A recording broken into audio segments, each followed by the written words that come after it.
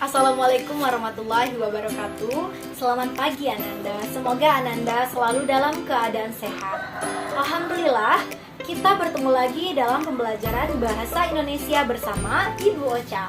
Pada pertemuan kali ini, kita akan membahas tentang teks cerita pendek.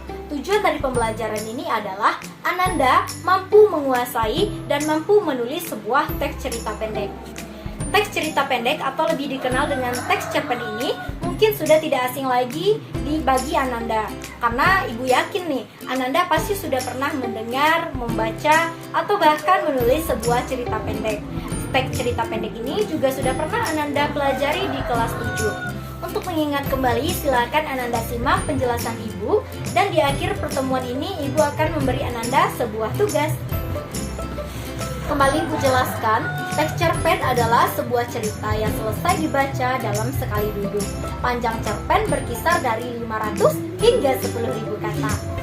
Kemudian, ciri-ciri cerpen. Ciri-ciri cerpen ini ada 4. Yang pertama, panjang karangan dalam sebuah cerpen itu terdiri maksimal 10 halaman. Yang kedua, habis dibaca dalam satu kali duduk. Maksudnya bagaimana? Maksudnya, sebuah cerita pendek itu dapat Ananda selesaikan dalam satu waktu. Jadi tidak perlu berhari-hari menghabiskan waktu untuk membaca sebuah cerita pendek. Yang ketiga, sebuah cerita pendek itu hanya terdiri dari satu buah konflik. Yang keempat, perwatakan tokoh di dalam cerpen ditulis dengan singkat. Selanjutnya, kita akan mengingat kembali unsur yang ada di dalam cerpen. Nah, siapa nih di antara Ananda yang masih ingat unsur yang ada di dalam cerpen? Ya, benar. Unsur di dalam cerpen itu ada 2. Yang pertama, unsur intrinsik. Yang kedua, unsur ekstrinsik. Apa itu unsur intrinsik?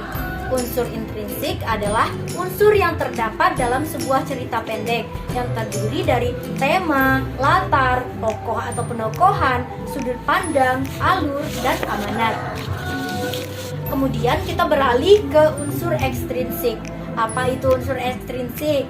Ya, unsur ekstrinsik adalah faktor pendukung yang ada di luar cerpen yang terdiri dari bahasa, misalnya penggunaan bahasa daerah atau penggunaan bahasa asing. Yang kedua, nilai yang terkandung di dalam cerpen. Nilai apa saja? Ada nilai moral, nilai agama, nilai sosial, nilai budaya, bahkan nilai keagamaan. Yang ketiga, latar belakang pengarang. Next, Ibu akan menjelaskan struktur yang ada di dalam sebuah cerita pendek. Yang pertama ada orientasi. Orientasi merupakan bagian pendahuluan dari sebuah cerita pendek. Terdiri dari pengenalan tokoh, latar peristiwa, maupun pengenalan watak atau menjelaskan alur yang ada di dalam cerpen tersebut. Yang kedua ada komplikasi. Komplikasi merupakan bagian yang memuat tentang masalah atau konflik di dalam cerpen tersebut. Yang ketiga ada resolusi. Nah, resolusi ini merupakan suatu penyelesaian atau pemecahan masalah dari konflik yang ada di dalam cerpen tadi. Jadi struktur di dalam cerpen itu ada 3. Yang pertama orientasi, yang kedua komplikasi, dan yang ketiga resolusi. Baiklah, demikian penjelasan Ibu pada hari ini. Terlebih dahulu Ibu ucapkan terima kasih kepada Ananda karena sudah memperhatikan.